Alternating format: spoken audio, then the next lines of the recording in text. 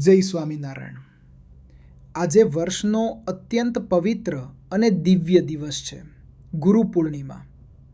આ દિવસ માત્ર એક તહેવાર નથી, પરંતુ આપણા જીવનમાં ગુરુના અપરંપાર ઉપકારોને યાદ કરવાનો, કૃતજ્ઞતા વ્યક્ત કરવાનો અને ફરી એકવાર ગુરુના ચરણોમાં જીવન સમર્પિત કરવાનો પવિત્ર અવસર છે।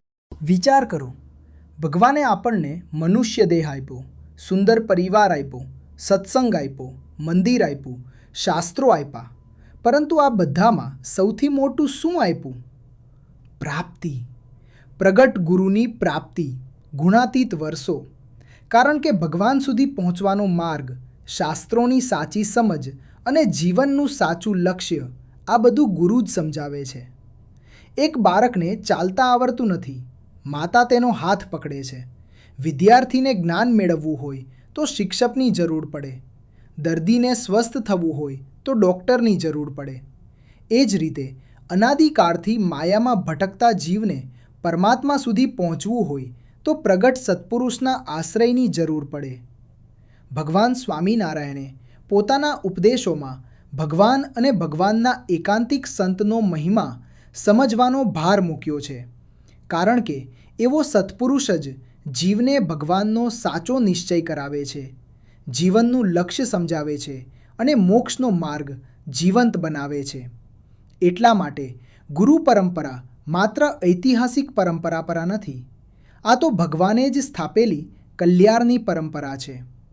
ભગવાન સ્વામિનારાયણ પછી મૂળ અક્ષર બ્રહ્મ ગુણાતીતાનંદ સ્વામી, બ્રહ્મ સ્વરૂપ ભગતજી મહારાજ, બ્રહ્મ સ્વરૂપ શાસ્ત્રીજી મહારાજ, બ્રહ્મ સ્વરૂપ યોગીજી મહારાજ, બ્રહ્મ સ્વરૂપ પ્રમુખ સ્વામી મહારાજ અને આજે આપણા પ્રગટ ગુરુ બ્રહ્મ સ્વરૂપ મહંત સ્વામી મહારાજ। આ પરંપરા માત્ર નામોની યાદી નથી, આ તો ભગવાન સુધી પહોંચાડતો જીવંત માર્ગ છે।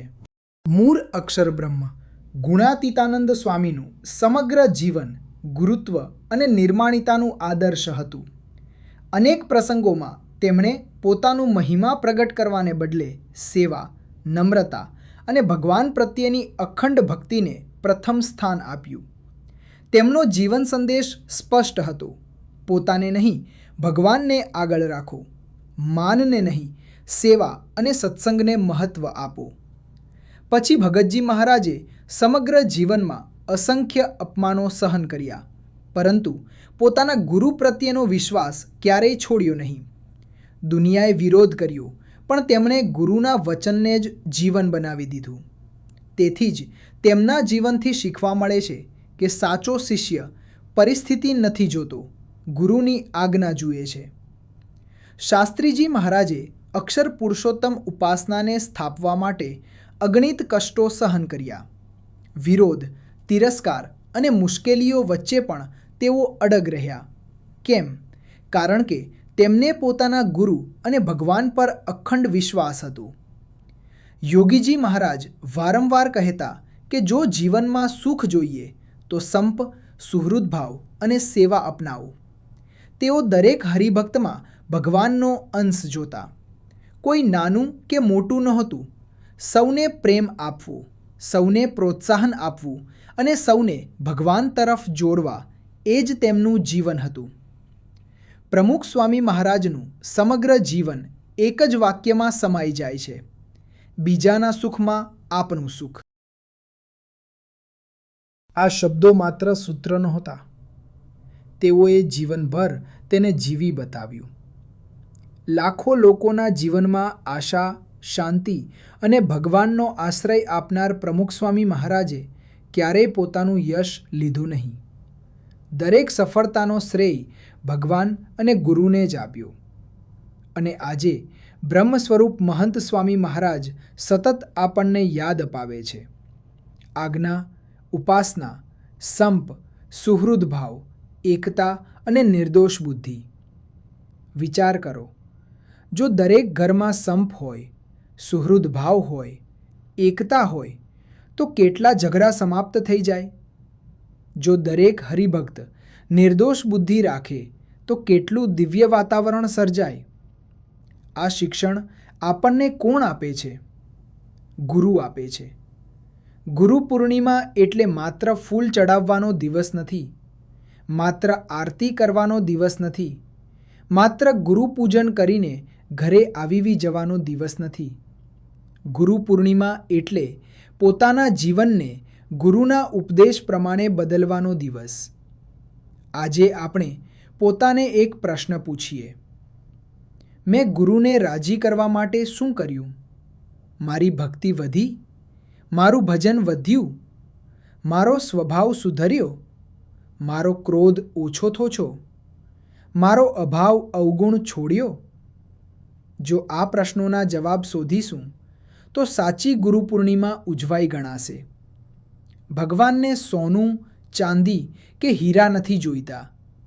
ગુરુને વૈભવ નથી જોઈતો.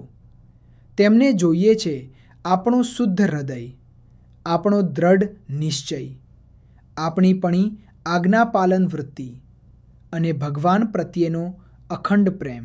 ચાલો આ પવિત્ર ગુરુ પૂર્ણિમાના દિવસે આપણે સૌ એક નાનો પરંતુ દ્રઢ સંકલ્પ કરીએ. હું દરરોજ નિયમિત પૂજા કરીશ. દરરોજ ભગવાન અને ગુરુને યાદ કરીશ. દરરોજ થોડું વચનામૃત, સ્વામીની વાતો અથવા સત્સંગનું વાંચન કરીશ. અભાવ અવગુણથી દૂર રહીશ. સંપ, સુહૃદભાવ અને એકતા વધારવાનો પ્રયત્ન કરીશ. અને જીવનનો દરેક નિર્ણય ગુરુને રાજી કરવા માટે લઈશ. કારણ કે ગુરુ રાજી થાય તો ભગવાન રાજી થાય, અને ભગવાન રાજી થાય તો જીવનમાં બીજું કંઈ મેળવવાનું બાકી રહેતું નથી. ચાલો અંતે બ્રહ્મ સ્વરૂપ મહંત સ્વામી મહારાજના ચરણોમાં પ્રાર્થના કરીએ. હે સ્વામી બાપા, અમને આપના આશ્રિત રાખજો. આપની આજ્ઞામાં જીવવાની શક્તિ આપજો. સંપ, સુહૃદભાવ, એકતા અને નિર્દોષ બુદ્ધિ અમારા જીવનમાં દ્રઢ કરજો. આપના રાજીપામાં માટે જીવવાનું સૌભાગ્ય આપજો.